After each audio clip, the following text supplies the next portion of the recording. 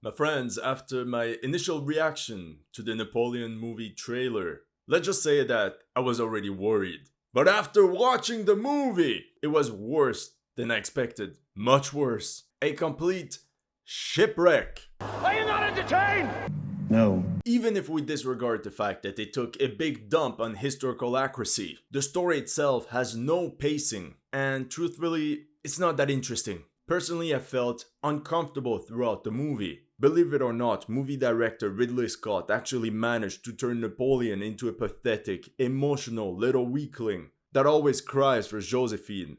I expected an epic, badass retelling of Napoleon's story, even if it wasn't 100% historically accurate.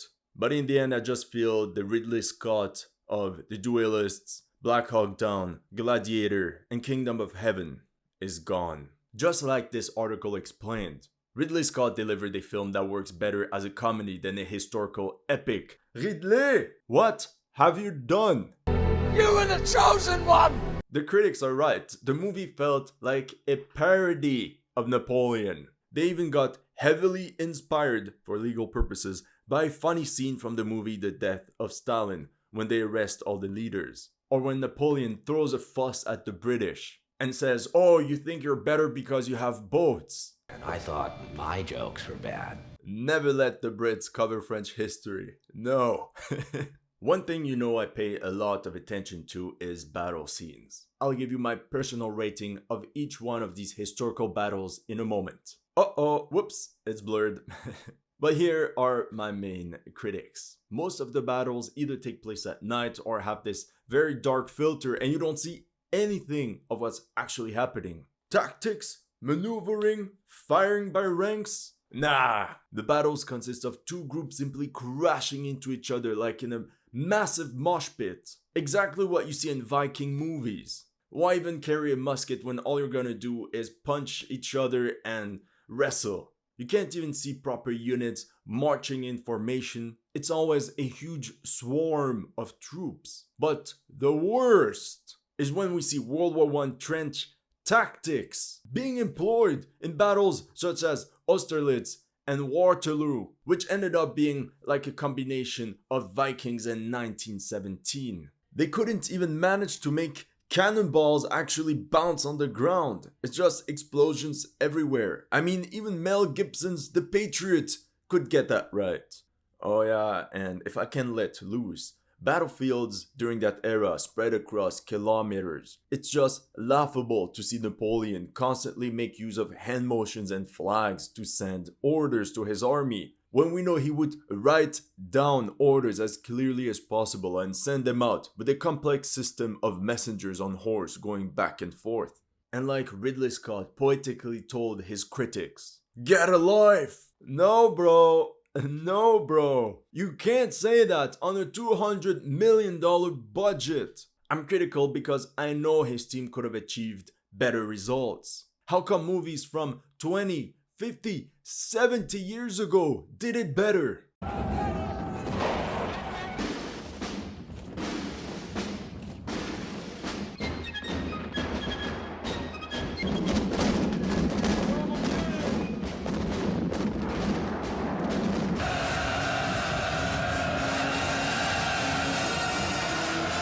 Oh yeah, I think it's also a good moment to announce that I'm working on a war movie as historical consultant.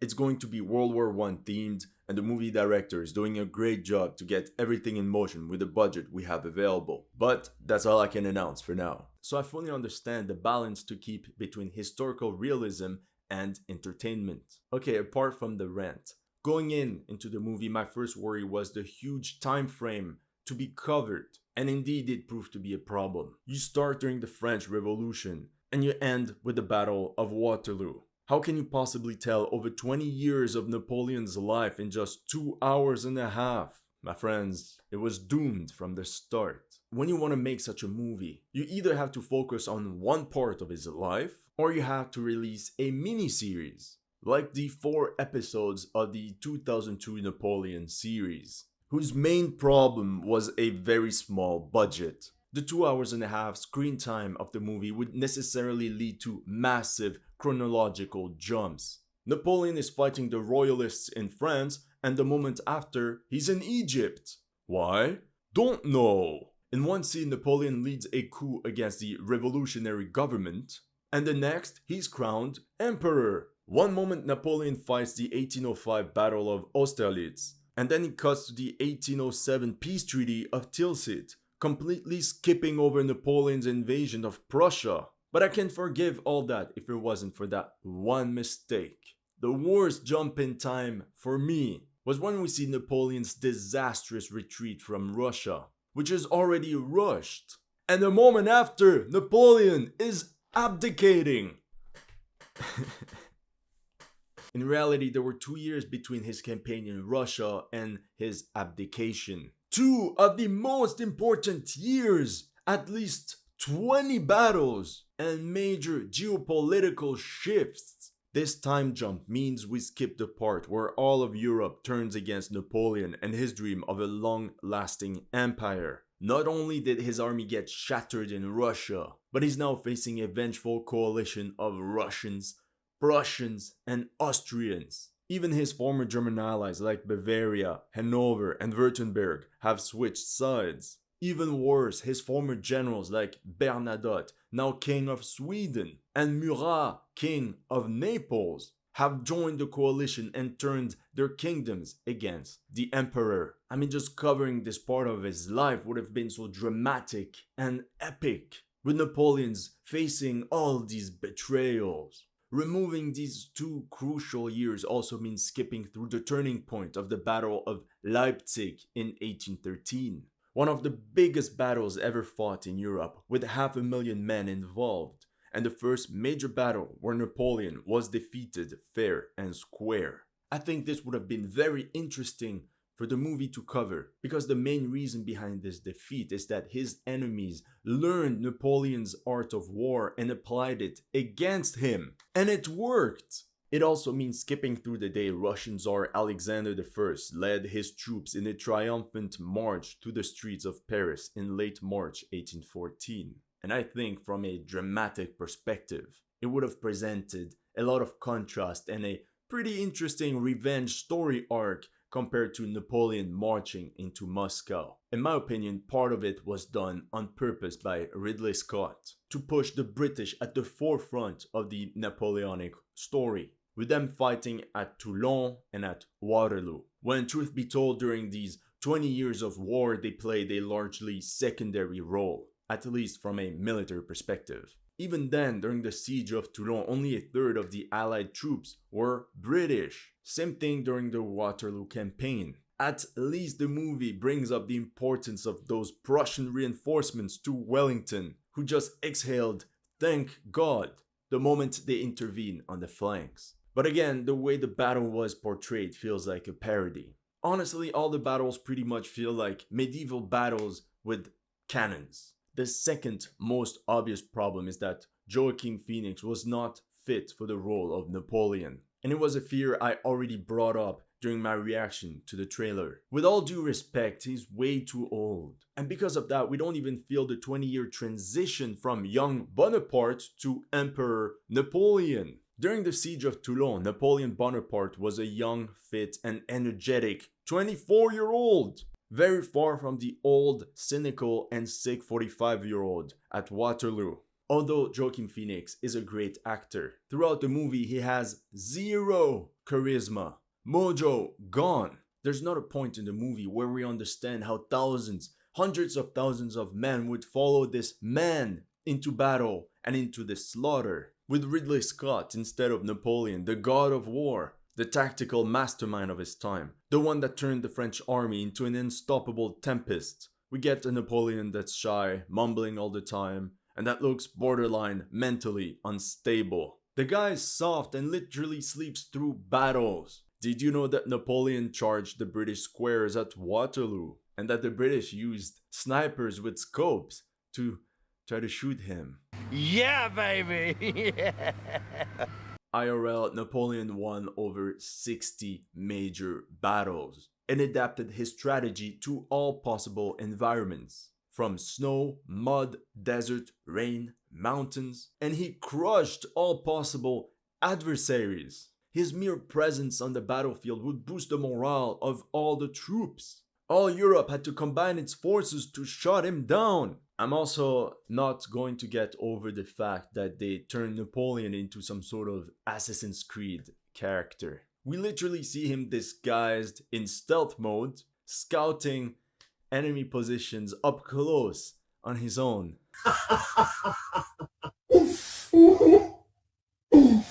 Instead of this nonsense, why not depict Napoleon in his headquarters, looking over maps, planning his next moves with his generals, which by the way are completely absent from the story. Talking about Napoleon without his generals is like, going on a road trip without your best friends. As a matter of fact, Napoleon doesn't even feel like the main protagonist of his own movie. The movie should have been called Josephine. Now that's a very accurate title. She's the focal point of the story. She's the reason everything happens. Napoleon left Egypt because of Josephine. He returned from exile because of Josephine. And he lost at Waterloo, you guessed it, because of Josephine. Yes, Josephine had a place in Napoleon's heart. Napoleon's last words were, France, Army Commander Josephine.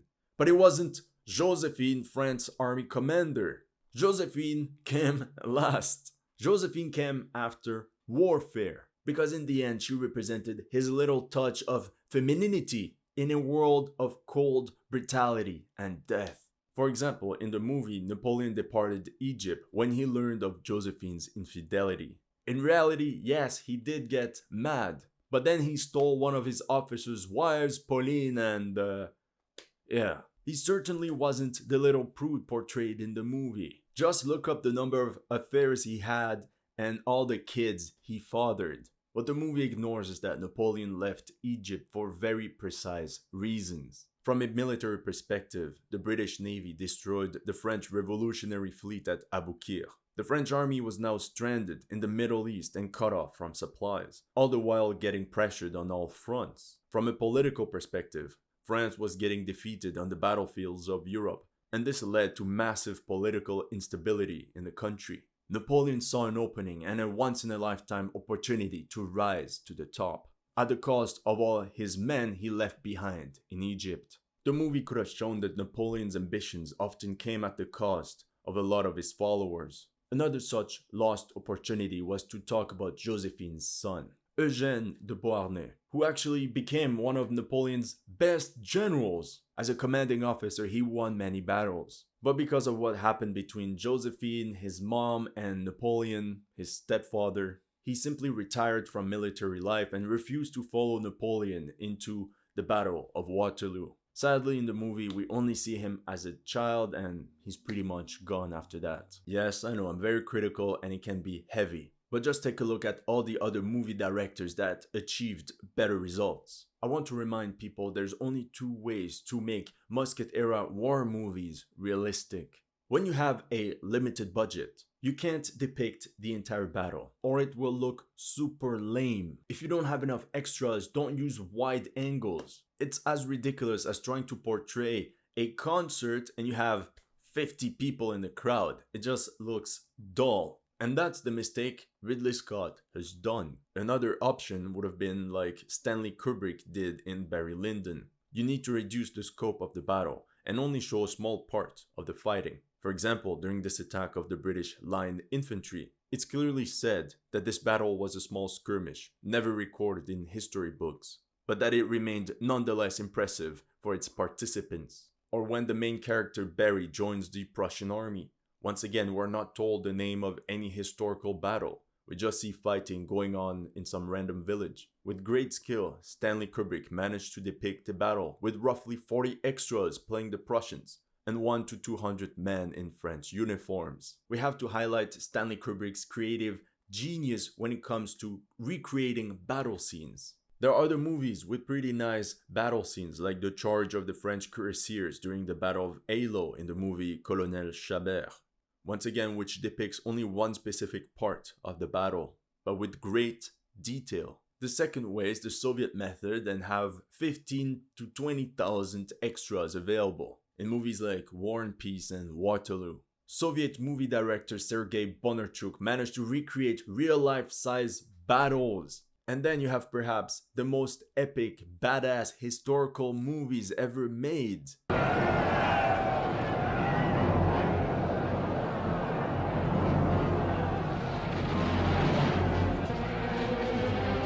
And despite the thousands of extras, it's the attention to details that just plunges the audience into the movie. Sure, you can replace it with CGI, but like Zachary brilliantly said, the CGI animators will never be able to grasp the glory, splendor, and deep horrors of these battles. They lack the knowledge and the vision. Facts, yes. When you have actual humans doing the maneuvers, it feels more natural. The way the lines advance is not perfect. They wobble around terrain features. There are gaps with some troops falling behind. At this point, I'm trying to think of what the movie had good. I mean, the uniforms looked cool. Next. But something else that got me disappointed is how Ridley Scott decided to portray Napoleon like some sort of butcher. Although the idea is not wrong, it's the way he did it that bothered me. He just showed the death toll of some of his major battles. It's lame, flaccid, zero emotions. Even the Lord of the Rings managed to depict the brutality of war much better. What should have been done is simply depict the aftermath of one battle, like Borodino during the campaign of Russia, or even Eylau, where we would see Napoleon walk through the snowy fields, whose color has been altered by 15,000 soldiers KIA, entire regiments gone, and another 40,000 wounded seeking for help. After this battle of Eylau, Napoleon actually said, "What a massacre and without result." Even if you don't know anything about Napoleon's story, this visual experience would clearly send a message. Okay, now comes the time for my rating of the battle scenes. So the 2023 Napoleon movie showcased 6 major battles: the siege of Toulon, the suppression of the royalist revolt, the pyramids, Austerlitz, Borodino, and Waterloo. And what's sad is that most of the battle scenes are almost fully portrayed in the trailer. Maybe the movie has another 5 minutes of actual combat, but that's pretty much it. So here we go, 5 on 10 is passing grade. The siege of Toulon. Overall, the French army did storm a fort. One of such attempts did take place at night, and the conquest of this position did allow the French artillery to come within range of British ships. Napoleon did lose his horse under him, and then he joined the battle. Not bad, not bad. The main problem is that we actually see grenadiers bother trying to place explosives at the bottom of the wall. Then the wall explodes and there is a massive breach. But unlike what was historically done with the French troops going into that breach, Napoleon and his men use ladders to go up the fort. I mean, it's so inconvenient. Even the orcs in the Lord of the Rings had better tactical skills. They ditched the ladders and simply rushed into the breach. Nonetheless, I rate the siege of Toulon 7 out of 10. The royalist revolt, 13 Vendémiaire. Yes, Napoleon did use his cannons against the crowd, with canister shot at close range. However, if I'm being picky, the streets of Paris at the time were much more narrow, and the tight layout of the city made canister shots even more deadly. And like I said in the trailer, the rebels were most likely armed. But overall, we get the point, 7 out of 10. Buckle up, because from this moment on, it goes downhill. The Battle of the Pyramids. No. We're not even told why Napoleon went to Egypt in the first place. So this battle is meaningless. The only shock factor is that the French cannons are firing straight at the pyramids, which never happened. And the actual battle took place 17 kilometers away from the pyramids. We don't even see the famous charge of the Mamluks against the French squares. Nah, this one doesn't go. 2 out of 10. I think this part should have been removed from the movie altogether. Austerlitz, 1805. It was one of the biggest battles of the movie. Indeed, it took place in December. There was indeed some sort of fog and snow. And there were French, Austrians, and Russians fighting. And there was a lake. That's as far as we can go for historical accuracy. Apart from that, it's all made up. Fighting is taking place over a silly camp, like a video game. The Austro-Prussians were actually on the hill, the plateau of Pratzen, and they marched downhill towards the French lines. French artillery is not even deployed as part of an actual battery. Even the BBC version of War and Peace did it better. So my rating for this battle, 4 out of 10. The Battle of Borodino. This one is simple. It simply showcases a giant mosh pit of cavalry and infantry just charging into each other. And of course, Napoleon on his horse charging the enemy. Nah. Not only is it not historically accurate at all, he was actually known as a very bad horse rider. Napoleon never charged the enemy ever. But even if we disregard historical accuracy, the scene is not epic at all. Why is it even in the movie? 1 out of 10. The Battle of Waterloo.